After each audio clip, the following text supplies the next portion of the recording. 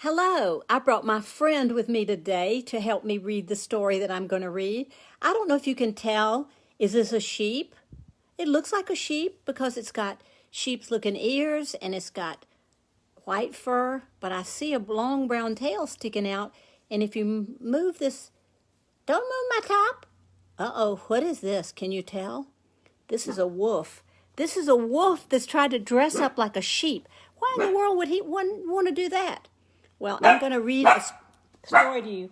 Stop, Annie. I'm going to read a story today from Aesop's Fables that's called The Wolf in Sheep's Clothing. And he's going to sit here with me while I read.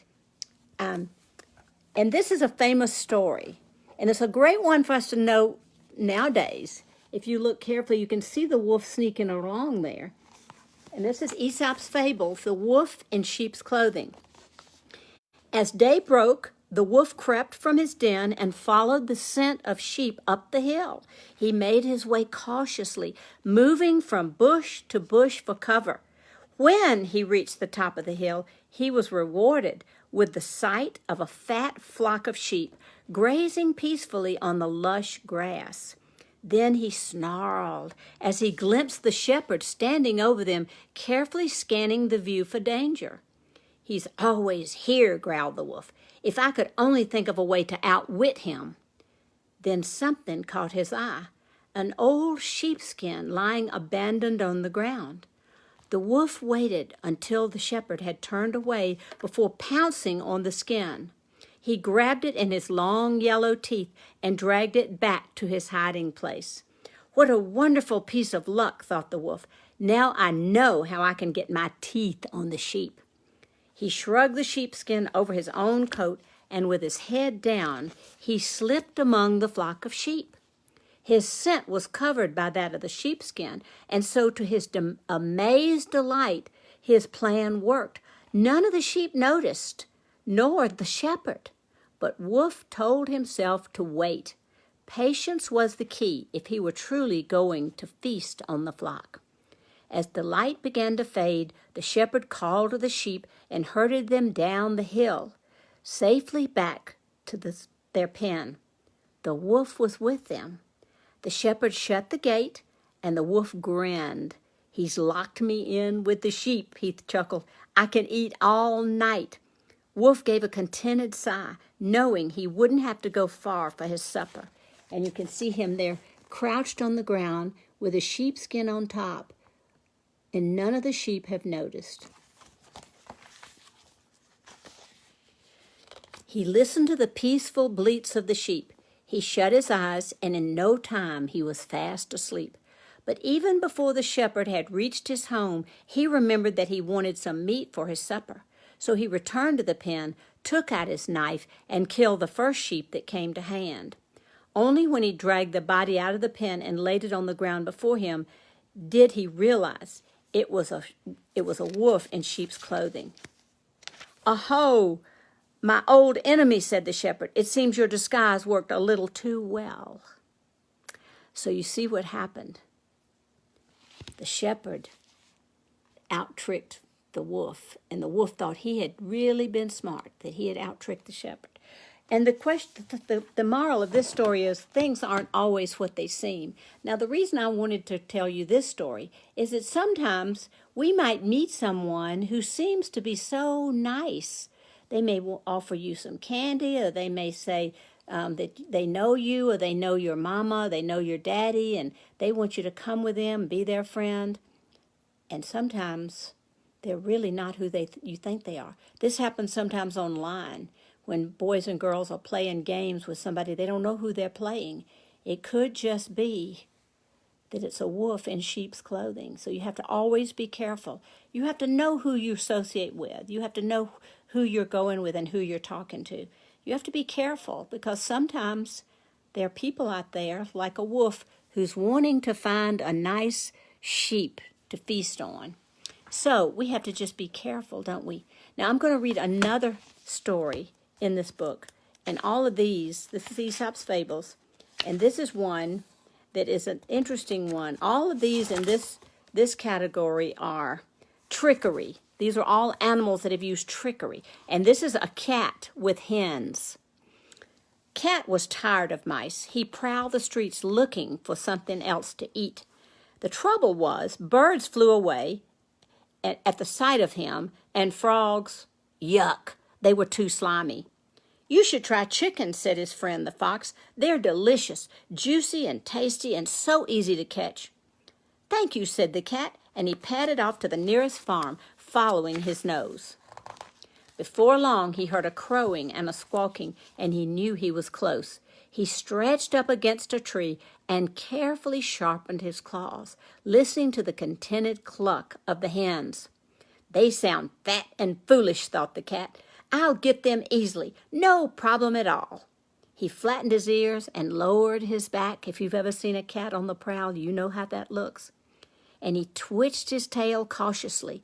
Then, with furtive steps, he slunk further onto the farm, eyes darting left and right, searching for the hen house. Curses, he hissed. A high wire fence surrounded the hens.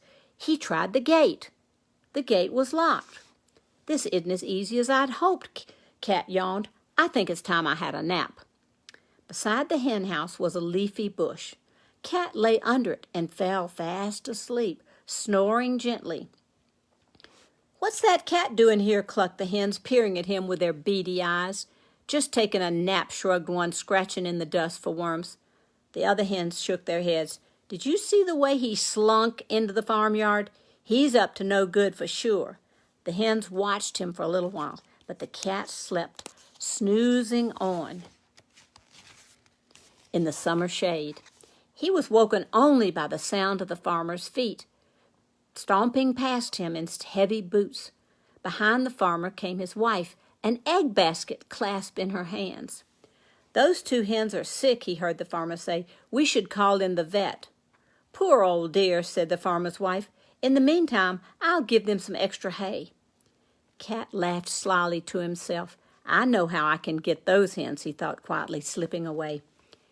Just before dusk, Cat came back to the farm. This time he was dressed in a long white coat, like a vet, buttoned right up to his neck. He wore a pair of glasses perched on the tip of his nose, and his ears were hidden beneath a hat. Cat strode up to the gate of the fence, walking tall on his two back legs. Hello, he said, his voice a gentle purr. I'm the vet. I hear that two of you are sick. Would you be so kind as to let me in? Of course, said the fat brown hen, and she strutted over, beak up, ready to undo the inside latch. But the other hen held her back. That vet has a tail, they said. It's twitching under the coat, she said. Look at his teeth, so sharp and pointed. And listen to that voice, the way it purrs when it talks. Here's the picture as he's going up to the hen house, dressed up like a vet. The hens all thought for a moment. Isn't the cat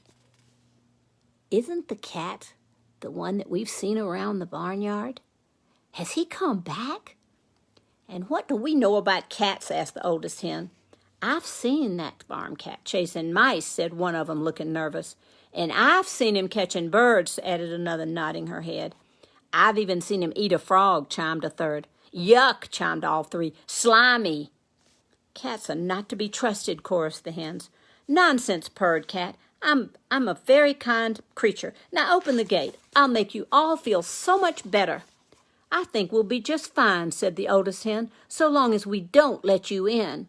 The cat flicked off his hat, shook off his glasses, and slipped out from under his coat. It will have to be mice again, I suppose, he said. So the moral of that story is uninvited visitors are often most welcome when they've gone. So you think about that. The people you don't want to hang out with are the ones you're happiest about when you see them going, not coming.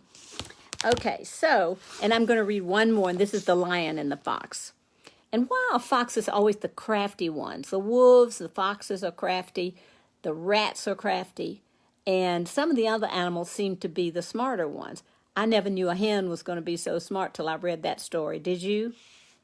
So here's the lion and the fox. Lion sighed. His back ached. His paws hurt. Even his tail felt sore. The trouble is, he realized, I'm getting old. He lay down outside his den and watched as an antelope leaped past him, nearly brushing his nose with her tail. I would have had her for breakfast once upon a time, thought the lion. Now I can't even find the energy to lift up my head. As Lion lay in the morning sun, he realized something would have to be done. If this is what it's like to be old, I'll never get to eat again. I must come up with a plan. Are you all right, Lion? Asked a passing bird, watching him as he lay with his head on his paws. Lion shook his head. The bird hopped a little closer. Lion looked up. The bird was now very near his jaws. I could catch her with my tongue, mused Lion. I've never seen an animal come this close to me before.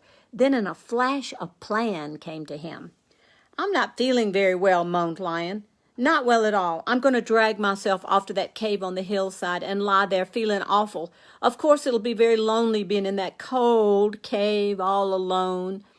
Poor Lion, tweeted the bird, her bright eyes full of sympathy. Yes, said Lion, please tell the other animals that I would love some company. With those words, he dragged himself off to the cave, covering his smile with his paw. Lion waited and waited. At last, around midday, a warthog came to see him. I've heard you're unwell, said the warthog. Oh, I am, replied the lion. And there's the warthog going off into the cave. Warthog came a little closer. Very unwell, Lion went on. Warthog came closer still. You'll notice my eyes are dull and my mane is lank, said the lion. As Warthog looked on, Lion seized the moment and pounced Warthog.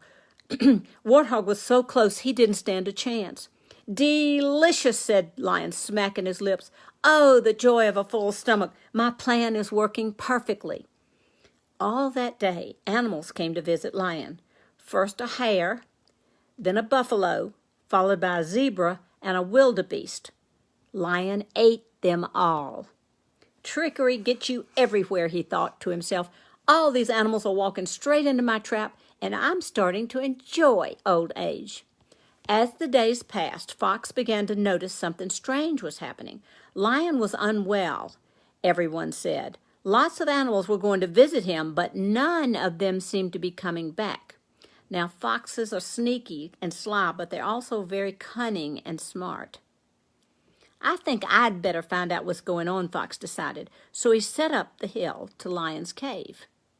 Come in, croaked Lion from within the dark depths of the cage. How kind of you to come. Have you heard that I am unwell? I do so enjoy my visitors. Fox stepped forward and then looked down at the ground. He looked again and felt the hairs of his coat stand up in shock. What are you waiting for, Fox? Asked Lion testily. Come in. It's just that I can see lots of footprints going into your cave, remarked Fox, but none of the footprints are coming out. Well, isn't that a funny thing, said Lion. Funny for you, said Fox, not so funny for your visitors. I'd better go and warn the other animals, he added, already backing out the door. Come back, called Lion. What are you talking about? Don't pretend you don't know. Here's the picture. Don't pretend you don't know, said the fox. This den is a trap. All those who come in have walked straight into your mouth. Grrr, said Lion, and then he shut his jaw with an angry snap. And the moral to that story is if you think you're so wise, you better look out for signs of danger. And that's the story of the lion and the fox. And that's one I really didn't know either. So, more tales from Aesop. I just realized there are so many sayings in books that you read. They're sayings and you wonder, where did those come from? A lot of them came from Aesop's Fables. So it's fun to read those. And then sometime you may hear something and you say, oh, I now know about what it means to be a wolf in sheep's clothing. I know where that came from. It came from Aesop's Fables. I hope you enjoyed these stories, and I look forward to reading to you again soon.